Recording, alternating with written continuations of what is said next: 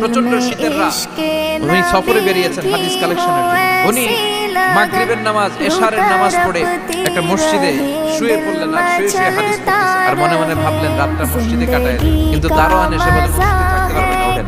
উনি যে আহমদ ইবনে হাম্বল এটা চিনে নাই, কাঁথা গুছিয়ে হাদিসের কিতাব নিয়ে কাঁধের মধ্যে ব্যাগ নিয়ে মসজিদ থেকে বের হয়ে গেলেন। কি আর করবেন, প্রচন্ড শীত আর কাঁপতেছে বুড়ো মানুষ। পথিমধ্যে দেখলেন বাজার একজন খাব্বাস, যুবক রুটি বিক্রেতা, সে রুটি বিক্রি করে। সে যে সালাম দিল, আসসালামু আলাইকুম। আহমদ ইবনে হাম্বল বলে, যুবক আমার যাওয়ার জায়গা নেই, সফরে বেরিয়েছি, খুব শীতে কষ্ট পাচ্ছি, রাতে যদি তোমার চুলা থেকে একটু আগুন পোহাই কোনো সমস্যা?